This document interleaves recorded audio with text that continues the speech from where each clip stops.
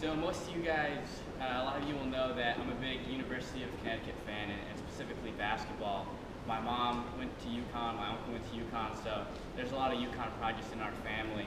And my uncle actually had season tickets to the men's basketball team for a while, and he bought it with some friends, so they had 5 or 6 seats in the same row. So when his friends weren't able to go, he would take my brother and I, or my cousins, and so from a very young age, I was able to go watch UConn play basketball. And I can remember in 1999, they were in the national championship game, and I was young. I was only about 6, so I wasn't allowed to stay up and actually watch the game. But I remember waking up the next morning and running out to where I knew my dad would be, because my dad always sits in the same recliner every morning. He reads his Bible and watches Sports Center, and that's what he does every morning.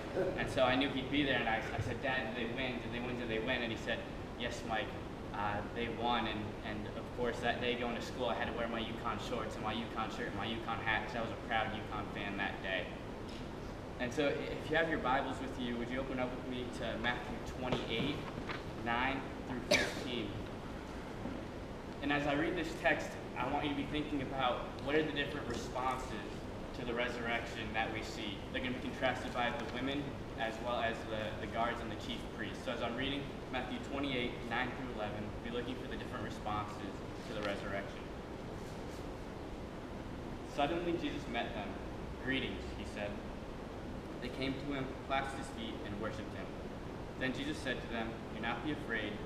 Go and tell my brothers to go to Galilee. There they will see me." While the women were on their way, some of the guards went into the city and reported to the chief priests everything that had happened.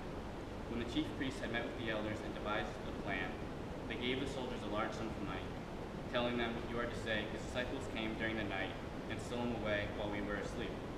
If this report gets to the governor, we will satisfy him and keep you out of trouble." So the soldiers took the money and did as they were instructed, and this story has been widely circulated among the Jews to this very day. So when my dad told me that UConn had won that morning, I believed him, and I mostly believed him because I was 6, and I trusted my dad on whatever he said. But I did have the option to deny it and tell him no, they didn't win. Anyway, I said, "Mike, you can just watch Sports Center for the next 6 hours, and they'll show it every hour." And but I could have denied it and said, "No, that didn't happen, Dad." And I think that whenever we learn something, whether we see something or someone tells us something, we have the opportunity to accept it as true or to deny it. And I think that's the responses we see in this text. The guards, verse 11 makes us aware that they know something happened, but they denied the power and the truth of the resurrection. My aunt and my uncle, different uncle than the one that went to UConn, but they were missionaries in Egypt for a while. They were working with Muslims there, and then they moved to the Boston area, and they weren't able to have children, so they adopted 2 kids, and then they adopted a son. His name's Joseph, and he's mentally challenged, so my aunt has to stay home with him, and my uncle is still doing full-time ministry, and so they don't make a ton of money, so they don't live in a great neighborhood in Boston. It's pretty rough, and they also have a daughter. Her name's Gabriella, and this one time she's in about the 6th grade, and she goes over to a friend's house to do some schoolwork, and when she's finished, she calls home and says, "Mom, I'm going to come home," and she said, "Okay, that's fine." It was only a few blocks away. It was during the day, so she was just going to walk home. And 10 or 15 minutes go by, and her parents start to get a little worried that she's not back yet, and then 10 or 15 more minutes go by, and they're in a panic now. And I remember even being in my own house, and we get a phone call, and my mom picks up, and all I can hear on the other line is someone talking really fast and really loud, and I don't know what's going on. And then my mom starts crying, and I don't know what's going on, and she just turns to me and she says, "Mike, Gabrielle is missing. They can't find her." And so my aunt had driven around the block, they're looking for her. They called the cops, have them help look for her, and my aunt goes back to her house, and she's sitting at their old wooden dining room table, just with her head in her hands, just crying. And as she's there, someone walks in the front door behind her and says, "Hey, Mom," and walks to the living room like nothing happened. And my aunt turns around and sees her daughter, Gabriella, there, and runs up and hugs and kisses her.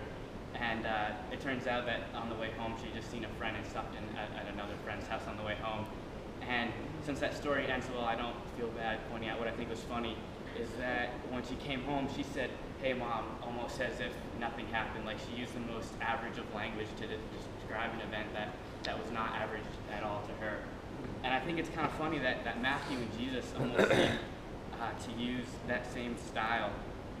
Just to put this story in a little bit of context, Jesus had been crucified and put in the tomb, and then Mary and the other Mary, they run there and they see an angel, and they realize that Jesus is not there anymore. So they're leaving. And then verse 9, suddenly Jesus met them. Such average language to describe something that would not have been average. Jesus met them just like he had always met them. And then going on, greetings, he said. And I can just imagine the woman's response. Greetings? That's what, after all this, greetings is what you have to say to us.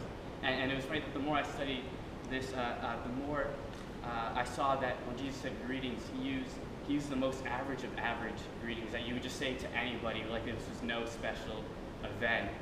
But what I really want to focus on is the woman's response to this.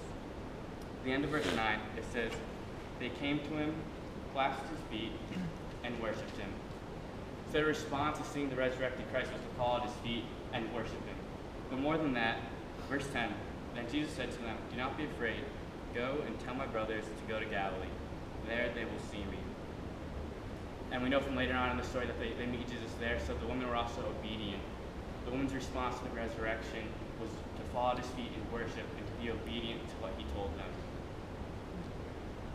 Now the guards and the chief priests, they didn't have the same response. I remember this game my brother and I used to play in our living room when we couldn't go outside. And on one side of our living room was a couch, and then on the other side was the recliner that my dad would always sit at. And then in the other corner was a rocking chair. And I would sit in between the couch and the recliner. My brother would sit in between the couch and the rocking chair.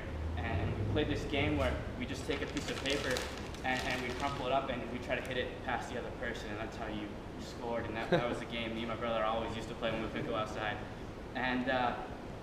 But there was another piece of furniture in my living room. It was on the other side from the couch, and it was this coffee table. And this coffee table had family pictures, but it also had a clock. Now, this clock was a wedding gift to my parents, and it had a case on it. And I don't know if it was expensive or not, because I don't know anything about clocks, besides that they tell time. That's like it. And so we were playing this game, and someone hits a coffee table, and I'm going to blame it on my brother because you guys weren't there. And so this coffee table gets hit, and the clock falls off, and the case, luckily it was plastic, and it just cracked and shattered it. But we did not want to tell my parents that it was us that broke it, and of course we were home by ourselves, so that no one else could have done it. And so my parents come home, they find out it's broken. We thought if we turned the case so that the broken part was in the back against the wall, that they wouldn't know, but the case was clear, so you could see it from anywhere. We weren't really that smart. And so they said, did you guys break this? And since we're horrible kids, we lied about it, and we were just like, that's the weirdest thing. It wasn't broken, and that's the weirdest thing. I don't know what happened. And then so they knew it was us, and we got in a lot more trouble for lying than we did for breaking the case. But I think that response that my brother and I had is closer to that of the guards. As I said before, verse 11 points out that they knew something happened, and we don't know exactly what they saw or what went on, but we do know that they know something miraculous happened. But their response in verse 12 through 15 is one of denial, and they make up all sorts of lies to explain away the empty tomb, and it's vastly different from that response of the women. And I want us to take a moment to reflect on what's our response to the resurrection. I'm gonna assume that none of us have the response of the guards and the chief priests, where we deny it and try to come up with explanations for the empty tomb. And while I also would say that the Bible doesn't make it explicitly clear that the woman's response is this universal great response we all should have, but I think it does set a great example. I think at least for myself, sometimes I'll read the resurrection text and I'll be like, wow, that's really cool. And I don't think it's bad to think it's cool, but sometimes I have to be careful with myself to make sure, is that where my response ends? Or does it move me to worship? Or maybe in this preaching class, we read the resurrection text and we think about how we can make it into the perfect 3-point sermon and how it's going to change everybody in our congregation before we realize how it's going to change us. So this Easter Sunday, may you rejoice in the resurrection, and may you reflect upon your reaction to the resurrection, but in that reflection of the events, may it cause you